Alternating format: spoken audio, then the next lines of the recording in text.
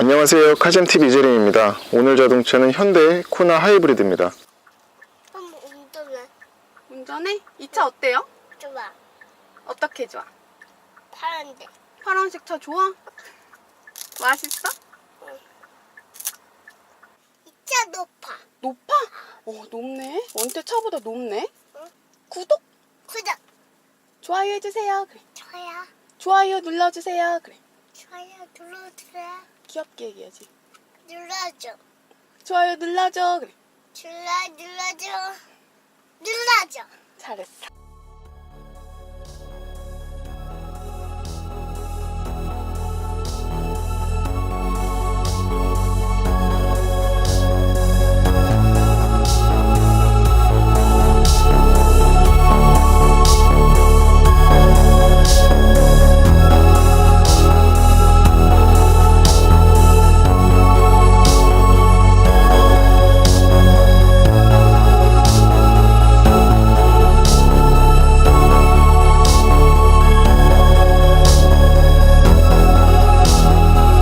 겉에서 봤을 경우에는 내연기관 모델과 큰 차이가 없어요. 그래서 앞쪽 펜다에 저런 블루드라이브라는 작은 배지, 그리고 또 이렇게 뒤로 돌아가서 봤을 경우에 하이브리드라는 배지 정도에서만 이 차가 하이브리드라는 것을 알 수가 있습니다. 휠도 거의 막혀있다시피 한 그런 휠을 뺐죠. 지금 얘는 또 18인치 커다란 휠을 신고 있어서 가장 상위 트림이고요.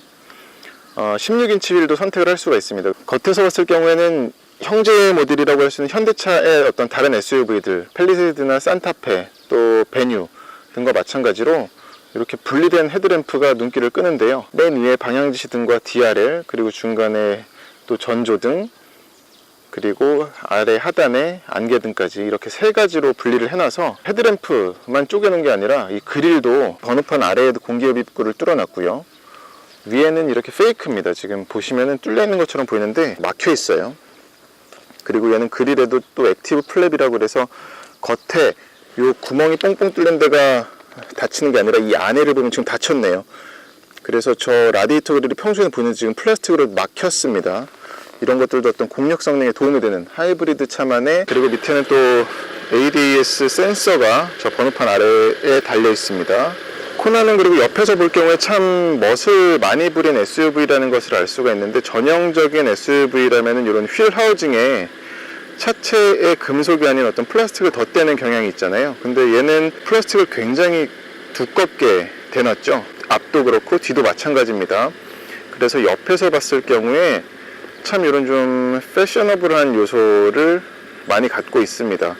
게다가 이 차는 색깔까지도 이렇게 좀 파란색이어서 그런 게 좀 눈에 더 잘 띄네요. 그리고 하단에는 사이드 스커트 쪽에는 역시나 좀 어떤 SUV스러운 그런 플라스틱 장식을 덧대서 혹시나 있을 그런 데미지에도 대비를 한 모습입니다. 램프류는 모두 LED는 아니고 방향지시 등은 일반 할로겐 램프를 썼고요. DRL은 이제 LED가 들어갔고, 사이드 미러에 있는 사이드 리피터는 LED 타입입니다. 그래서 이렇게 작지만 시인성이 좋을 것 같아요. 그리고 사이드 미러 모양새가 참 길쭉하죠. 운전하면서 볼 때도 살짝 옆으로 긴 모습입니다. 코나는 이제 뒤에서 보더라도 앞과 비례하게끔 테일램프를 쪼개놨어요. 그래서 위에는 이런 주간 주행등과 제동등이 들어오는 곳을 이렇게 LED 타입으로 해놨고요. 또 아래에는 방향지시등과 어떤 후진등이 들어오게끔 이렇게 해놨습니다. 뒤도 역시나 파격적이라고 할 수는 있겠는데 뒷모습은 그나마 좀 더 안정적으로 만들었습니다. 머플러가 오른쪽으로 하나가 빠져 있어요. 그리고 범퍼에도 이렇게 디자인 요소들이 많이 들어갔어요. 플라스틱을 덧댔는데 실버와 그레이 색깔을 혼용을 해놨습니다. 그리고 이 뒤에도 보시면 이런 요소들도 있어서 이건 어떤 공력 성능에 도움이 실질적으로 된다기보다는 어떤 디자인적인 요소예요. 인테리어는 기존의 가솔린과 디젤 모델과 비교했을 경우에 몇 가지 눈에 띄는 변화가 그래도 있어요. 센터 디스플레이가 전보다 훨씬 커졌죠. 크게 개선된 점이라고 할 수 있겠습니다. 정보를 참 시원하게 보여주죠. 그리고 또 센터 페이션은 이렇게 내려보면은 큰 변화가 있는 부분은 사이드 브레이크가 전자식으로 바뀌었어요. 그래서 이 버튼으로 당기면 체결이 되는 거고 오토홀드도 지원을 합니다. 이제 그거 외에는 하이브리드 모델이다 보니까 이런 드라이버스 온리 버튼, 이전에 어떤 아이오닉 EV에서도 보여드렸었던 버튼인데, 그리고 소나타 하이브리드에서도 들어갔었던 버튼이고, 이걸 누르게 되면 이제 공조장치가 운전자를 향해서만 요거랑 이쪽만 활성화가 됩니다.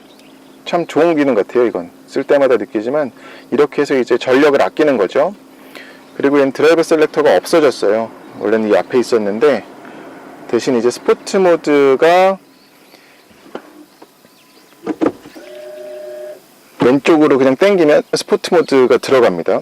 그래서 계기판에선 큰 변화는 없어요. 지금 S라고 써있는 것과 스포츠로 써있죠. 그리고 빨갛게 지금 줄 아래로 들어갔는데 에코로 가게 되면 그냥 녹색으로 바뀝니다. 그리고 또 이거는 쉬프트 패드를 이용해서 당기게 되면 이것도 자동으로 스포츠 모드로 바뀌더라고요. 이따가 이건 주행간에 보여드릴 수 있을 것 같습니다. 계기판은 전통적인 어떤 아날로그 방식이에요. 가운데만 이제 디지털 창을 조그맣게 넣었죠. 그래서 왼쪽에는 RPM 게이지가 아니라 차지, 에코, 파워 모드가 있고요. 그래서 운전자에게 조금이라도 어떤 연비운전을 종용하는 그런 거라고 볼 수가 있겠고, 하이브리드라고 여기도 써 있습니다.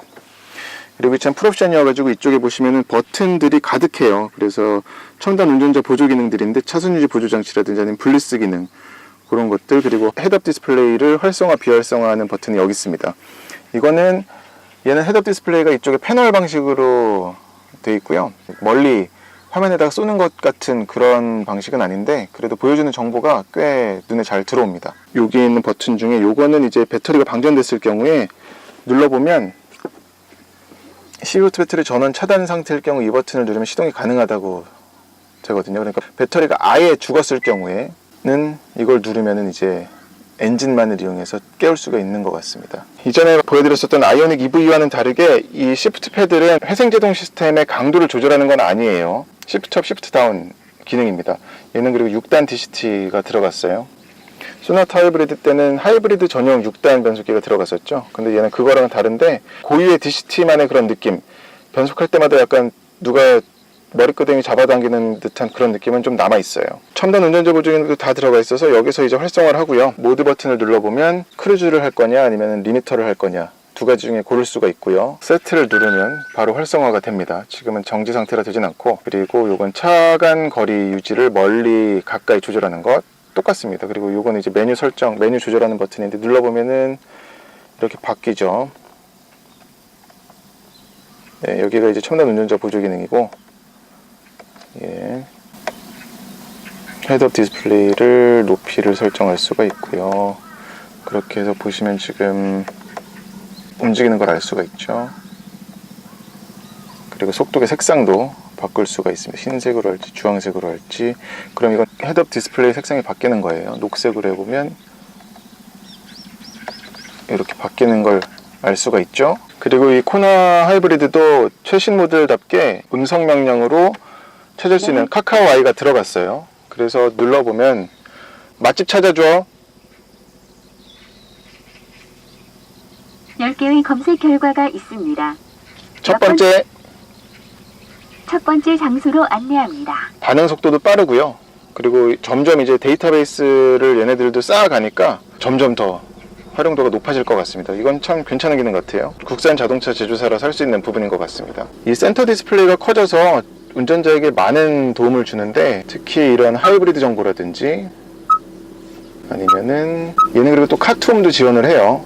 차 안에서 집의 온도 조절을 한다든지 아니면 역으로 집에서 차의 온도 조절을 미리 해놓는다든지 그런 게 이제 가능한 거죠. 애플 카플레이도 물론 지원을 하고요. 안드로이드 오토도 지원합니다. 그리고 후진을 넣을 경우에는 후방 카메라는 괜찮은 편입니다.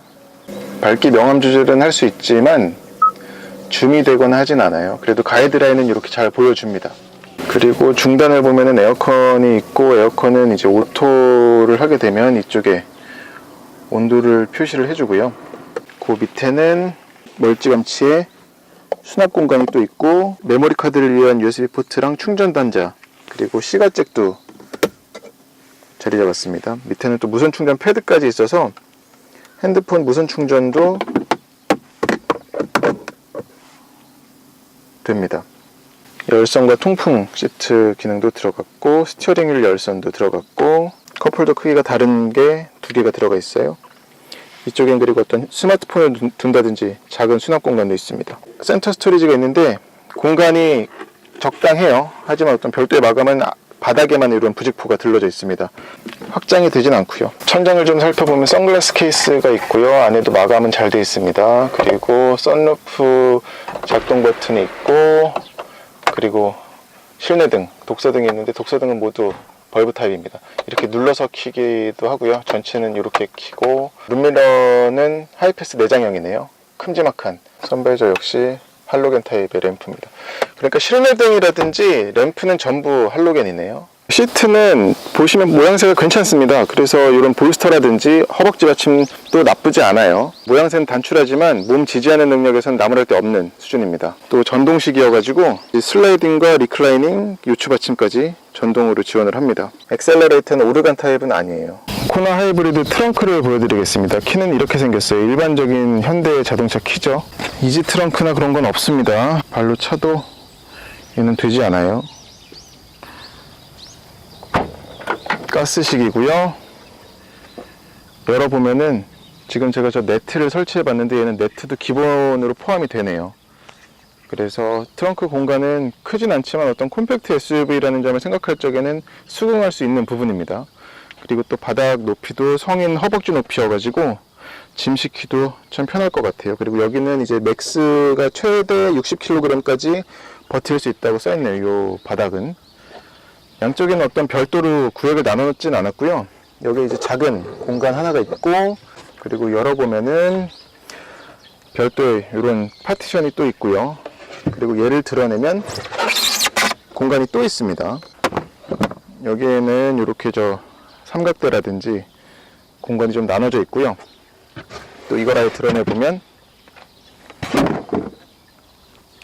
또 별도의 공간이 있습니다. 스페어 타이어 대신에 이런 스티로폼을 대놨어요.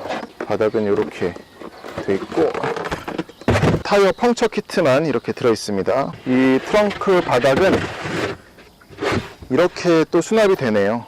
그래서 이럴 경우에는 어떤 좀 물건이 흔들리지 않게끔 경사진 바닥을 이용해서 담을 수가 있겠습니다. 2열 시트를 한번 접어보겠는데, 2열 시트는 별도의 어떤 트렁크 안에 레버가 있진 않지만 이걸로 그냥 여기서 팔이 충분히 닿기 때문에 성인이라면 당겨서 밀면은 간단히 접힙니다.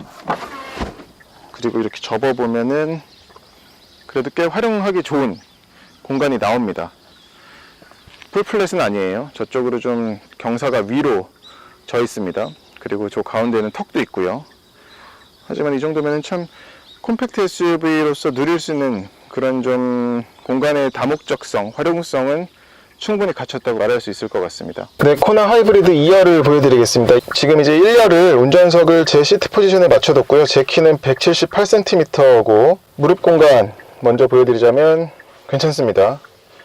여기도 살짝 파놔가지고, 파놓은 것도 파놓은 거지만 뭐 무릎 공간 자체가 나쁘진 않네요. 이 차급을 생각할 경우에 발이 완전히 다 들어갑니다. 그리고 이 바닥에는 이런 송풍구까지 갖춰 있어요. 사실 코나 하이브리드가 2열을 위한 벤트가 없거든요. 이쪽 센터 암레스트라든지 아니면 B필러에도 없는데, 요거는 어쨌거나 콤팩트 SUV에서는 그렇게 흔한 건 아니잖아요. 그래서 없는 것도 이해는 되지만 요 발밑에라도 뚫어놔 탑승자의 어떤 쾌적한 주행에 도움이 되겠습니다. 2열 시트는 보시면 시트 길이가 적당합니다. 보통 6급 세그먼트 SUV들은 조금이라도 실내 공간이 넓다는 걸 강조하기 위해서 요 2열 방석을 좀 짧게 만드는 경향이 있거든요. 그것 때문에 이제 어떤 체중 분산이 제대로 안 돼가지고 장거리 갈 경우에는 쉽게 피로해지기 십상인데, 얘는 괜찮네요. 시트 길이가 거의 뭐 성인에서 허벅지를 다 받쳐줍니다. 시트 높이도 나쁘지 않아요. 적당히 높아서 앞을 내다보게 되면은 이렇게 시야도 잘 트여 있습니다. 2단계로 조절할 수 있는 열선도 갖추고 있고, 윈도우는 오토는 아닙니다. 원터치는 아니고 어떤 수납 공간을 겸할 수 있는 도어 핸들이 있고요. 근데 얘가 이제 도어 포켓이 작아요. 근데 이거는 2열 뿐만이 아니라 1열, 이따가 1열에서도 보여드리겠는데, 이 부분은 아마 실내 공간을 조금이라도, 이 폭을 조금이라도 넓게 하기 위하다 보니까 SUV임에도 불구하고 이렇게 좀 좁게 팔 수밖에 없지 않았나 싶습니다. 헤드룸은 주먹 하나가 채 들어가진 않습니다. 괜찮아요. 근데 뭐 여유롭다고 하진 못하겠지만 그렇다고 타이트한 협소하지도 않습니다. 그리고 옆에를 내다볼 경우에는 창문은 잘 뚫려 있어요. 창문 높이도 알맞게 돼 있고 성인이 내다볼 적에 아쉬움은 없습니다. 그리고 여기도 쪽창이 작게나마 뚫려서 귀엽네요. 그래서 후방 시야에 조금 도움이 될 것 같고, 또 센터 암레스트도 보시면 잘 지지를 하게끔 요것도 버텨주네요. 그리고 컵홀더는 2개가 뚫렸는데 크기는 같고 별도의 지지대는 없습니다. 그리고 이쪽 헤드레스트를 보면 재밌는 게 이 푹신푹신한 게 괜찮네요. 이전에 보여드렸었던 어떤 K7에서 보여드렸었던 그런 푹신한 건 아닌데, 어디까지나 이건 이제 뭐 차급이라든지 아니면은 SUV 특성상 요 가격을 생각할 적에는 받아들일 수 있는 부분입니다. 흥미로운 건 요건데요. 가운데 자리의 헤드레스트가 보통 이러면 이렇게 돼 있다가도 이렇게 세우는 경우가 많거든요. 근데 얘는 그냥 이게 고정이에요. 그래서 뒤통수를 여기에 그냥 대는 겁니다. 확실히 어떤 소재적인 부분에서는 예상할 수 있는 수준입니다. 앞에서 보면은 눈이 닿는 윗부분은 그래도 좀 우레탄을 많이 섞었는데, 조금만 시선을 떨어뜨리면 모두 플라스틱이에요. 근데 가공은 괜찮게 했어요.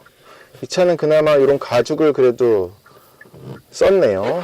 일부분은 암레스트라든지 아니면 이런 팔꿈치가 닿는 부분에는 가죽을 둘렀습니다. 하지만 이런 데는 다 플라스틱인데 그래도 보기에는 가공을 괜찮게 해가지고 그렇게 저렴한 느낌은 나지 않습니다. 저렴한 느낌 나는 부분은 센터 터널 정도? 근데 이게 굉장히 높습니다. 보시면 제 무릎보다 약간 낮은 수준의 높이에요. 저렇게 높을 이유가 있는지 모르겠습니다. 이런 네트도 갖추고 있고요. 그리고 하이브리드 모델답게 얘는 배터리가 2열 시트 밑에 배터리가 들어가 있는데, 여기 보시면 이런 벤트가 뚫려 있잖아요. 이것 역시 배터리의 그런 좀 열을 빼내기 위한 그런 장치라고 볼 수 있겠습니다.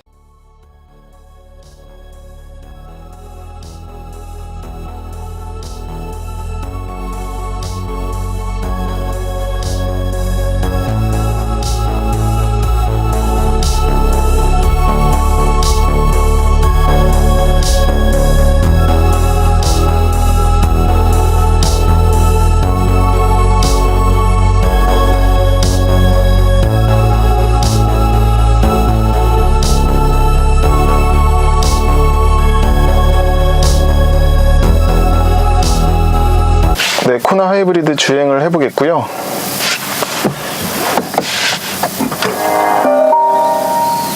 네, 시동을 걸어보면은 이런 그냥 작은 멜로디만 나오고 끝입니다. 그리고 차로 변경 시 주의를 확인하라는 이런 안내 멘트도 뜨네요.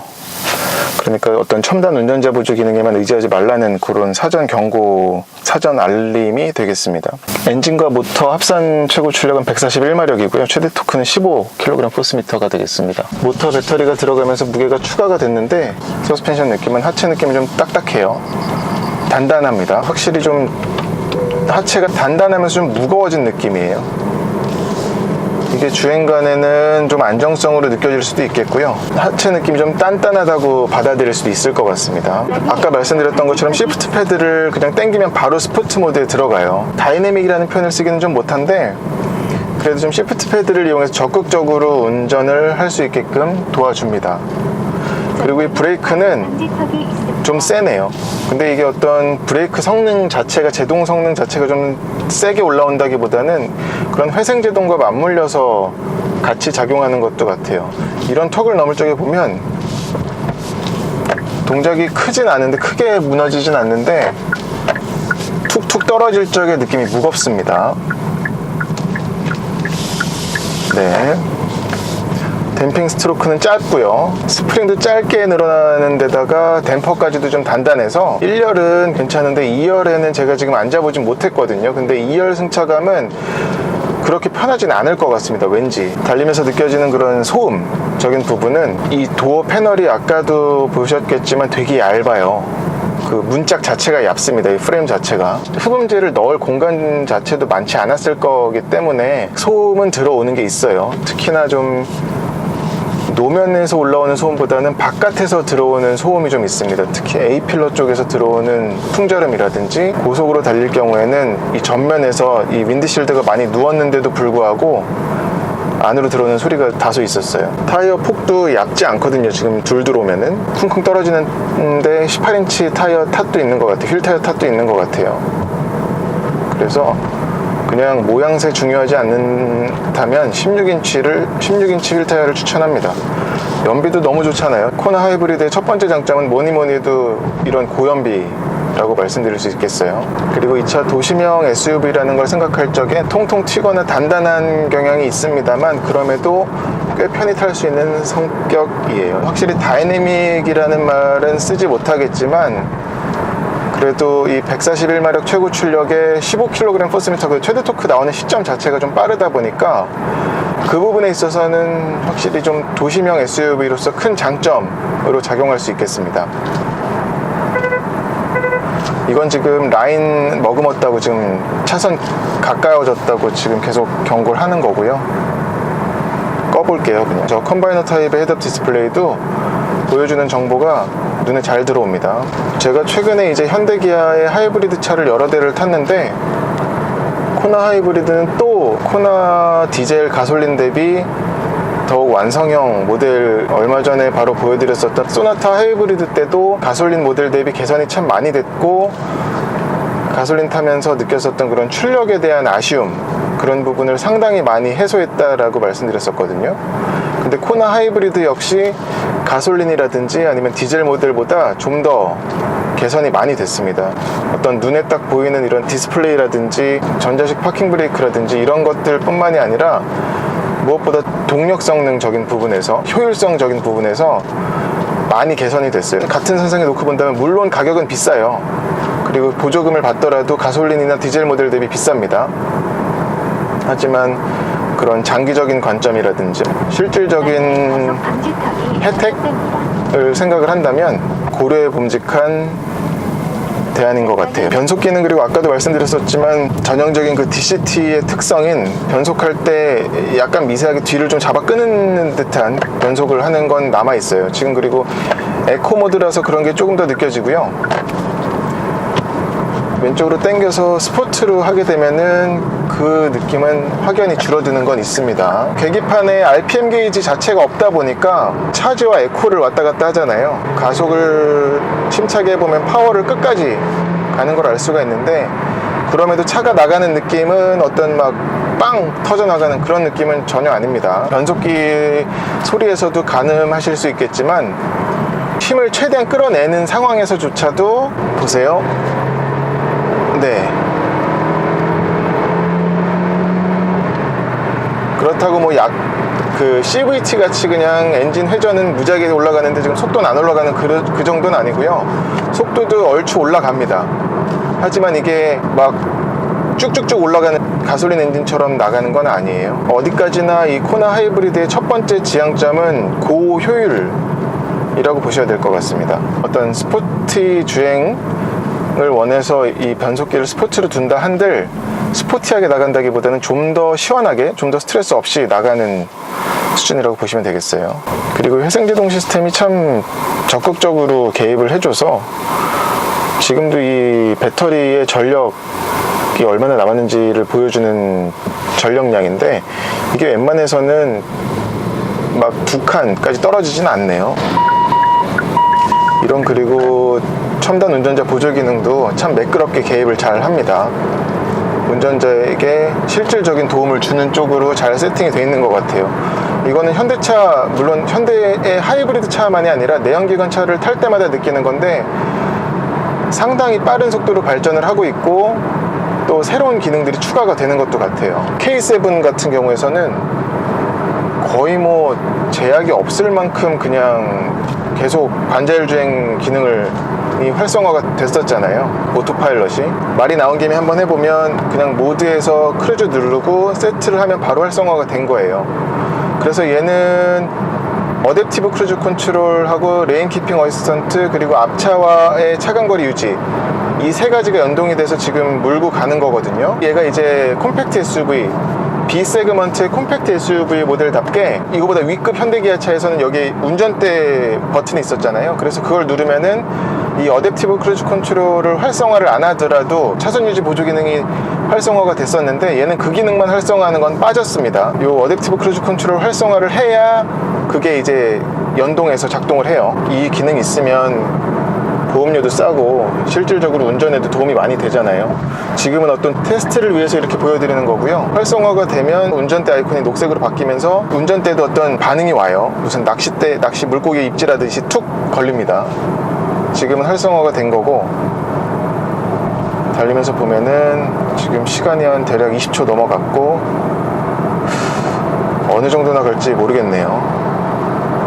지금은 테스트 차원에서 그냥 보여드리는 겁니다. 30초 넘어갔고, 얘도 한 1분은 가는 것 같습니다. 지금 느낌에는 40초.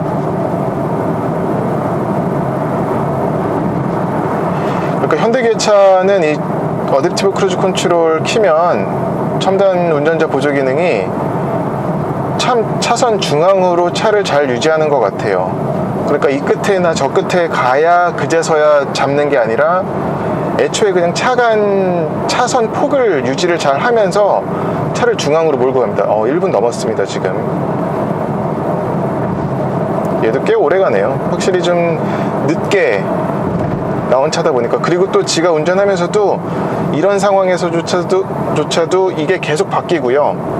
지금은 아예 그리고 EV 모드로 또 바뀌었습니다. 엔진은 지금 엔진은 멈췄고 모터와 배터리만 지금 개입해서 차가 가는 거예요. 그리고 또 지금 같은 경우는 제동을 하기 때문에 바퀴에서 회생제동 시스템으로 또 전력을 충전을 하는 거고, 얘도 꽤 오래 가네요. 도로 상황만 허락한다 그러면 뭐 2분 얼마나 갈지 지금 정확히 한번 카운트를 해보지 않고선 모르겠는데, 이제 핸들을 잡으십시오라고 떴고요. 풀려버리네요. 바로 풀리는 시간은 빠릅니다. 근데 이 부분은 뭐 앞으로도 계속 현대기아차의 장점으로 자리 잡을 것 같아요. 수입차 대비 이런 매끈하고 오래가는, 실질적으로 도움을 받는 그런 첨단 운전자 보조 기능. 그리고 확실히 유리를 만져보면 유리는 얇아요.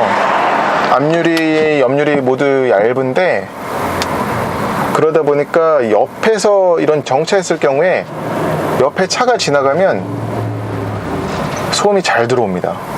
근데 이게 어떤 유리가 얇은 것도 있고, 이런 아까도 말씀드렸던 것처럼 도어 패널 자체가 얇아서 지금 보면은, 그리고 이 윈도우에도 그런 거를 조금이라도 잡으려고 흡음재를 대놨거든요.